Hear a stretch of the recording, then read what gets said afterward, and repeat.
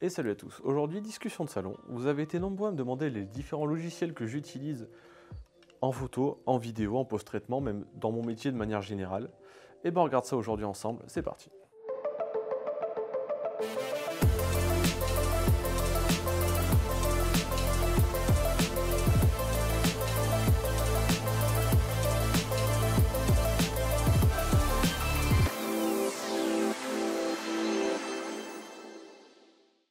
De manière générale, il y a surtout deux développeurs chez qui j'utilise les logiciels. C'est forcément Adobe ou Adobe, selon comment vous le prononcez, et DJI. Ça, c'est vraiment les logiciels de par mon métier que j'utilise le plus. On va d'abord aborder rapidement les petits logiciels, ceux que j'utilise de temps en temps, ou alors pas forcément pour créer, mais qui sont quand même hyper utiles. J'en ai parlé déjà une ou deux fois, j'utilise VN. Alors VN, c'est un logiciel gratuit de montage vidéo sur smartphone. C'est assez cool, c'est assez facile à prendre en main, il y a pas mal de fonctionnalités. Et franchement, ça fait le job. Pour faire des stories un peu cool ou pour faire des micro-vidéos, tourner et monter au smartphone, ça fait largement le taf. On peut couper, on peut ralentir les images, on peut introduire de la musique, on peut introduire des textes. Il y a déjà des titrages préenregistrés dans le logiciel.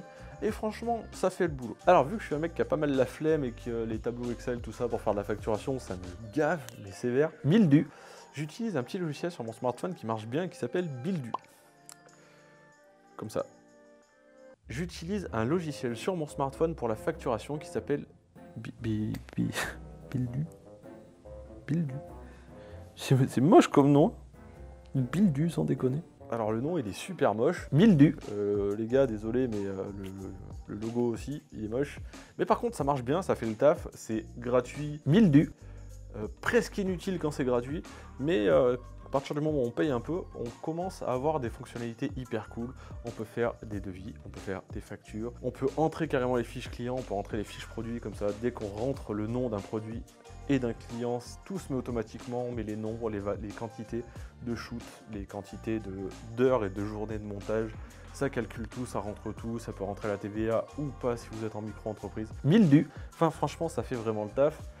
Et ça coûte pas si cher que ça à l'année. Buildu, c'est un... je m'y ferai jamais. Les gars, c'est quoi votre société? Buildu. C'est mignon.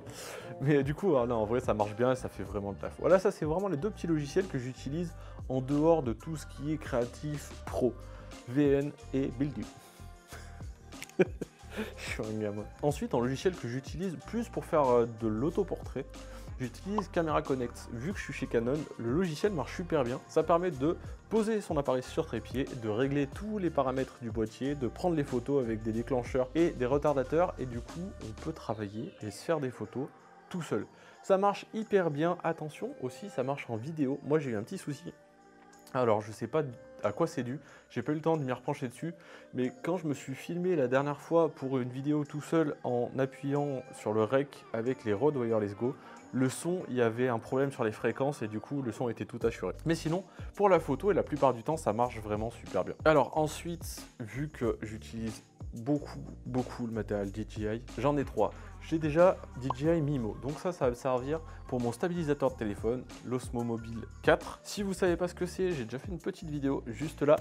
Allez jeter un œil, n'hésitez pas à me dire ce que vous en pensez, c'est cool. C'est un petit stabilisateur à main pour les smartphones. Franchement, ça marche bien, il y a plein de fonctionnalités qui tuent.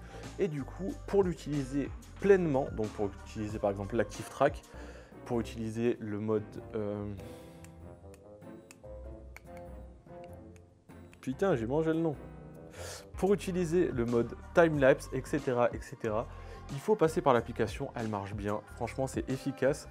Et du coup, j'utilise DJI Mimo pour mon petit OM et pour le Ronin, j'utilise DJI Ronin. Ça me permet de régler mes moteurs, ça me permet de régler le mode, si c'est un mode énervé, si c'est un mode barrel roll, etc.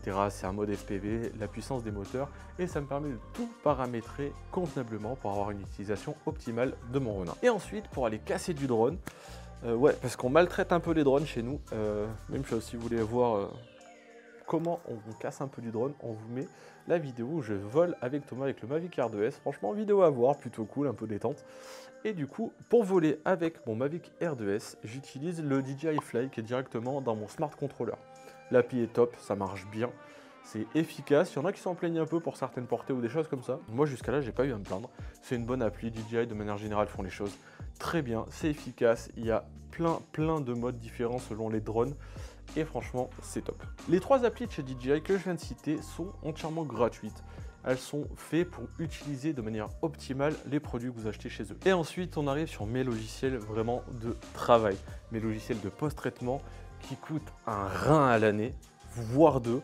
C'est la suite Adobe. Alors la suite Adobe, elle vaut quelque chose comme, je sais plus, 54 € par mois, truc du genre.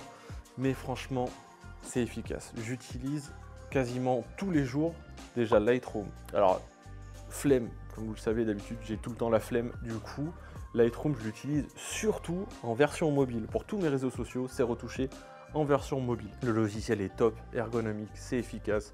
On importe les vidéos, on peut absolument tout retoucher dedans. Et franchement, le logiciel est vraiment bien. Un de ces quatre, je vous ferai une vidéo dessus. Le logiciel est très bien, que ce soit en version mobile, que ce soit en version PC. Forcément, en PC, on voit sur des plus gros écrans, on peut être plus précis sur la retouche. Mais déjà, ils ont fait un super boulot sur la version mobile. Ensuite, quand je veux faire des images plus créatives, quand je veux aller plus loin dans la retouche ou des choses comme ça, j'utilise Photoshop. Alors Photoshop, j'y ai passé des journées, des nuits, des semaines, des mois à gratter dedans et je crois que j'ai même pas encore fait un dixième du potentiel du logiciel. C'est absolument incroyable. On peut tout faire dedans. J'ai même vu qu'on pouvait faire des montages vidéo dans Photoshop, le truc improbable. Mais ça marche bien, c'est cher. Le logiciel est cher. Et par contre, on peut vraiment aller plus loin dans la retouche, vraiment retoucher jusqu'à changer la couleur d'une rougeur sur la peau sans vraiment dénaturer le grain de la peau. Il est vraiment, pour moi, c'est le meilleur logiciel qui existe pour la retouche photo. C'est moins ergonomique que Lightroom pour la couleur, pour la chrominance, pour la luminance. Mais par contre, pour la retouche pure et dure et pour le montage pur et dur, c'est de loin le numéro 1. Et ensuite, pour tout ce qui est vidéo, montage vidéo, alors il y a toujours le débat de Final Cut ou Premiere, ou alors pour ceux qui font de l'étalonnage, on peut utiliser DaVinci. Moi, je suis Premiere. Alors moi, personnellement, j'utilise tout le pack Adobe. Tout est ergonomique, tout fonctionne les uns avec les autres. C'est étudié pour, ça fonctionne super bien ensemble. Et du coup, je monte sur Premiere Pro. Je l'utilise depuis que j'ai débuté la vidéo. Avant, j'utilisais peut-être quelques petits logiciels, mais même Windows Movie Maker, j'ai jamais mis les mains dedans. Tout de suite, je suis tombé dans Premiere Pro. Le logiciel est top. Une fois qu'on a compris le mécanisme, c'est facile à utiliser. Vraiment, c'est pas si compliqué. Il y a plein d'effets, il y a plein de choses qu'on peut apprendre sur Internet pour Premiere Pro. Il y a plein d'effets préfaits, il y a plein de presets, il y a plein de choses qui ont été développées, pas forcément que par Adobe, mais aussi par d'autres grosses marques qui développent des logiciels, des denoisers pour enlever du bruit. Il y a plein de choses, des luttes toutes faites, comme par exemple les luttes de Stéphane Couchou que j'ai pu acheter et que j'utilise fréquemment, qui sont vraiment top. Et il y a plein de créateurs qui développent des packs pour Premiere et vraiment pour moi actuellement, pour l'utilisation que j'en ai, je changerai pour rien au monde. Pour moi, c'est Premiere. J'utilise un tout petit peu parce que c'est encore plus une usine à gaz, mais After Effects, pour moi, c'est très compliqué. Il y a plein de choses. On peut gérer de la 3D, on peut gérer des titrages qui apparaissent, on peut gérer plein de choses. Mais j'en suis pas encore là. J'ai pas envie d'aller chercher loin dans la 3D. J'ai pas envie d'aller implanter encore des textes, des choses comme ça par ce logiciel. Pour moi, qui est un peu trop compliqué. Je préfère travailler les images à la prise de vue et après bosser sur ma timeline Premiere. Vraiment, c'est un métier à part. J'ai l'impression que vraiment qu'After, c'est vraiment quelque chose de très différent de Premiere. Et pour l'instant, je vais me cantonner à Premiere et vraiment évoluer et encore progresser un maximum dessus avant de passer peut-être un jour sur After Effects. Et ensuite, pour finir, c'est pas un logiciel à proprement parler, c'est plus un site que j'utilise tout le temps pour mes musiques, pour mon sound design et tout, c'est Epidemic Sound. Le site est vraiment ouf, c'est cher, j'ai pas les prix en tête, je vous le marque, mais c'est assez cher, c'est coûteux, mais les musiques, les sound design sont de qualité, la taille du catalogue est absolument incroyable, on trouve de tout, de tous les genres, de tous les tempos, de tout, on trouve de tout et c'est assez fou. Vraiment, on passe même des fois trop de temps à chercher le truc qu'on veut exactement parce qu'il y en a trop, tout simplement. Et une fois qu'on les a trouvés, une fois qu'on a commencé à avoir fait sa propre bibliothèque dedans, et ben on gagne du temps, tout est propre, tout est quali. On a un lien en description si vous voulez cliquer dessus, allez jeter un œil. N'hésitez pas à aller voir. Franchement, ça vaut le détour. Voilà, on a un petit peu fait le tour de tous les logiciels que j'utilise au quotidien. N'hésitez pas à me dire en commentaire lesquels vous utilisez, si par exemple, vous utilisez Final Cut par exemple, ou si vous utilisez DaVinci ou autre, des logiciels que j'utilise pas forcément, ou peut-être des choses que j'ai pas du tout citées dans la vidéo, que je ne connais peut-être pas. N'hésitez pas à me dire pourquoi vous les utilisez, n'hésitez pas à dire ce que vous pensez aussi de ce que j'utilise moi comme logiciel. J'espère que la vidéo vous a plu, et je vous dis à la prochaine. Ciao.